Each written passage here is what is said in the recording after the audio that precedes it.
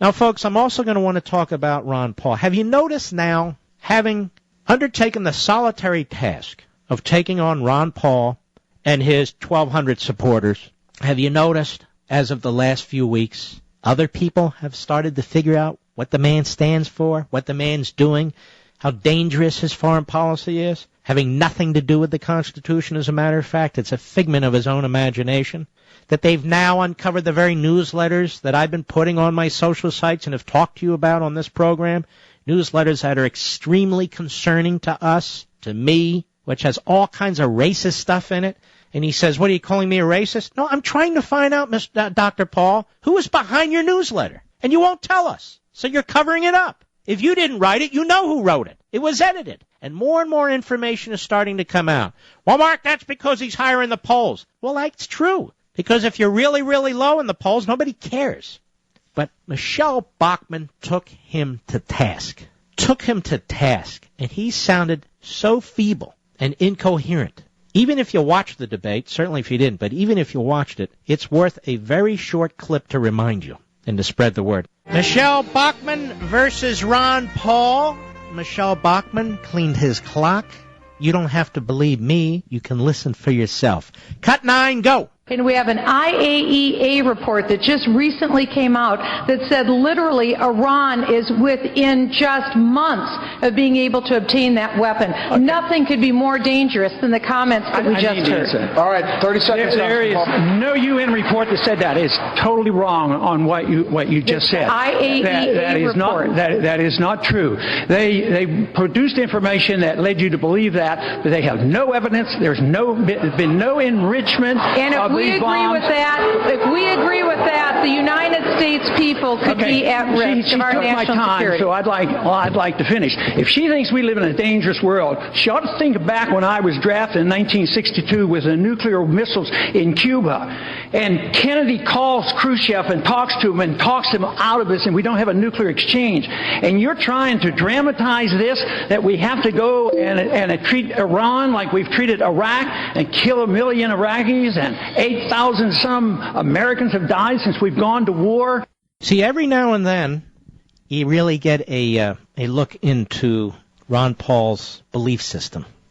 You heard he said that we've killed 1 million Iraqis. We have not killed 1 million Iraqis. That's what the lunatic left likes to say in order to trash our military and trash our own country. What kind of conservative says something that's so over the top, utterly false, that we have killed 1 million Iraqis?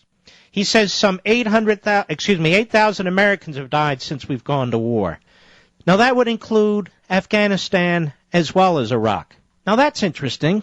So I guess he's against our defending ourselves against the forces in Afghanistan. I don't know what the hell Kennedy calling Khrushchev has to do with anything. Do you? This guy cherry picks. Would this be the same Kennedy who massively increased the number of troops in Vietnam? I mean, what's he talking about? Does he know what he's talking about? He wants to go back to 1962 when he was drafted into the military, and he served honorably, and for that we salute him. He wants to go back through memory lane, but the guy's memory's so bad he can't even tell us who wrote his newsletters, who edited his newsletters, who put that racist crap in his newsletters.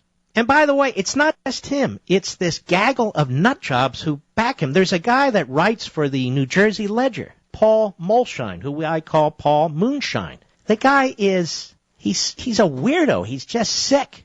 Has a very important column today, calls me a Marxist. Marxist Levin. Good one, Paul. Great. I think you'll be stuck at that little newspaper for the rest of what you call your career. Then we have a few outlier professors. Tom DiLorenzo, a.k.a. Tom DeBozo, a Lincoln hater. And fundamentally, why does he hate Lincoln? Oh, he runs around, fan dance style, covering up the truth, because he wanted the nation, this is DeBozo, to dissolve. That's why. Nothing to do with habeas corpus and so forth. Then you got another moron running around. Tom Woods. Tom Woods. Who's Tom Woods? I don't know who Tom Woods is. All I know is he can't seem to keep a permanent position, and he's another one in the Paul inner circle. He keeps putting out YouTube stuff. I'm told I won't look at it. And at the end he says, see, I got Levin. I beat him. This is the kind of circus that we're dealing with around Ron Paul. And while I'm on the subject with RuPaul, He must be consulting wacky Professor Tommy Bolsa Woods. Bolsa Wood. My buddy Sergeant Tim writes, perhaps RuPaul forgets the call to Nikita came, that would be Khrushchev, after we blockaded the Soviet Navy from Cuba. The call was made only when Khrushchev backed down, but JFK had to throw him a bone, so he agreed to remove our listening sites in northern Turkey. Please, RuPaul and your gaggle of genius advisors, get your facts right. Get your conspiracy theories right. So at least if you're going to be appeasers, base it on some foundation. Ron Paul last night, more anti-American bullcrap about how we provoke our enemies. Cut 8, go. Obviously, I would like to see a lot less nuclear weapons. I don't want Iran to have a nuclear weapon. I would like to reduce them because there would be less chance of war. But to declare war on 1.2 billion Muslims and say all Muslims are the same. Ho. Who said that? When he said that last night, I said, well, who the hell said that? Declare war on 1.2 billion Muslims? I didn't hear Bachmann say it. I didn't hear Santorum say it. He throws these red herrings out there. Yes, we're going to declare war. Well, at least we'll be happy that we declared war on 1.2 billion Muslims. Who said that? Go ahead. This is dangerous talk. Yeah, there are some radicals, but they don't come here to kill us because we're free and prosperous. No. They didn't come here to kill us because we're free and prosperous on 9/11 and the other attempts that failed because of things like the Patriot Act and other stuff that he opposes. No, they came here to love us. They were bearing gifts for Ramadan. Do they give gifts on Ramadan, Mr. Producer? Honestly, I have no idea, but I'm sure. Whatever. But yes, it's all a terrible misunderstanding. It's our government's fault. We provoked them in those attacks. Just a few what the hell? Just a few of them. God, what a crackpot. Go ahead. Switzerland and Sweden? I mean, that's absurd. Stop. Oh. Do they go to Switzerland and Sweden? Does anybody go to Switzerland or Sweden? No. What does Switzerland and Sweden have to do with it? They're coming after us, Dr. Paul, because we are the superpower for liberty. Get it? They're not going to Switzerland or Sweden to get national health care. They're coming here to attack the heart of the West. See the point? Of course you don't. Go ahead. If you think that is the reason, we have no chance of winning this. They come here and they explicitly explain it to us. The CIA has explained it to us. It said they come here and they want to do us harm because we're bombing them. Oh, now I get it. We're bombing them. It's not that we should pay attention to what the jihadis actually say. Of course, the Iranians want to slaughter all the Jews in Israel because the Jews in Israel have been bombing Iran. Oh, yes. They're constantly bombing Iran. Don't you know that? That's why the Islamo-Nazi regime in Tehran wants to wipe out the Jews in Israel, because they're bombing Iran, right? No, you idiot. Wrong.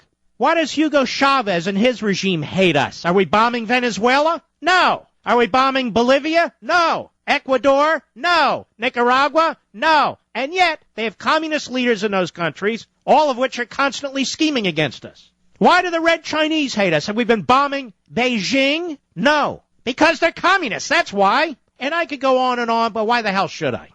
Oh, yes, Ron Paul and his wacky professors, they've got it all figured out. I wonder if any of them wrote his newsletters. Don't ask Ron Paul. He doesn't know who wrote his newsletters. He never read them. He never wrote them. He never produced them. He never profited from them. Ron Paul really isn't his name. Just like Obama, as I said, sitting there in the pews. I don't know who the hell Wright is. I never heard a single speech that he gave. Yes, at my request, he married my wife and me and he baptized my kids. But so what? He actually didn't say anything. He just baptized them. Oh, you don't know who Wright is? You don't know what he said? Of course not. What about Bill Ayers? What about him? You went to his house. You launched your campaign for Congress. He helped raise money for you. We introduced you to other radical nutjobs in Chicago. Who's Bill Ayers? Never heard of him. What are you trying to suggest? That I'm a commie? What are you trying to suggest? I don't love my country? Like this Ron Paul. You saying I'm a racist? No, I'm saying genius. He's the genius, right? With his little cabal of professors. Tenured bureaucrats. Yes, I'm asking him. Explain the newsletters. Explain them. Oh, they're coming after Ron Paul. No, I've been talking about this for a very, very long time. I want to know about it because I do not want the Republican nominee to be a crackpot. I want to defeat Barack Obama with a conservative. By the way, I said I will vote for Romney if he's the nominee. Romney's not a crackpot. He's just not that conservative. But I would certainly vote for him. Ron Paul, how can you vote for Ron? By the way, he's not going to be the nominee, so don't sweat it. I'm just making a point. Let's go to Bob, Birmingham, Alabama, the great WAPI. How may I help you, sir? Hello, Mr. Levin. How are you, sir? Very well, thank you. Nice to talk to you. The first time I've called the show. I'm an ex-Republican because they forced me out of the party, basically, with their behavior.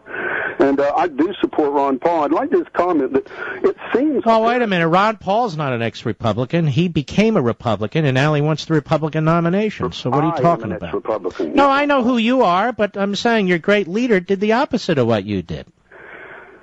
Yes, but what I wanted to comment... So why do I care what you think about the Republican primary if you're an ex-Republican and you left the Republican Party? Well, I haven't left. I'm still a registered Republican. But so you're not an ex-Republican. You're a member of the Republican Party. So why did you say you're an ex-member of the Republican Party? This is not about me. This is about Ron Paul as well. Well, it is about you because I'm talking to you and not Ron Paul. You came on and you said I'm an ex... I listened to what you said, Bob, like I listened to what all you RuPaul types say. Because you hit and run and you cherry pick. You said I'm an ex-Republican. You're not an ex-Republican. You're a registered Republican. What you are is an there he goes. What he is an ex-member of the Libertarian Party is what I wanted to get at with him, who with others are coming into the Republican primary process to trying to influence it. I'm not against any of that, but let's at least get our representations on the table and be truthful. That's all. Don't tell me you're something when you're not. By the way, Dr. Paul, you're asked continually, will you run third party? And you keep saying, it is my intention not to. What is that all about? It's out there to create confusion, isn't it? It's out there to have that little hope that you're prepared to be a spoiler. Right? Do I have that about right? In other words, for all your claptrap, the fact of the matter is, you are prepared to see this country go down under Barack Obama because your ego's out of control. This could be a close election, particularly in these battleground states. 1% here, 5,000 votes there. No, Ron Paul's not a juggernaut, even if he wins in Iowa. All due respect to Iowa. I love Iowa. Never been there, but I love it. Why do I love it? Because I'm supposed to. But I love it because I like corn. And people who work hard to grow corn are good people. Good people. Down-to-earth people. But they also have colleges there. And what's going to happen is all these kids are going to turn out and give him his 8, 10, 12, 15, 8% of the vote, whatever he says. He's going to run around and say, look at this, they're people. The people are rallying around me. No, they're not. No, they're not at all. He's become the Harold Stassen of presidents. How many times has this guy run? Is this his 5th time? I don't even know.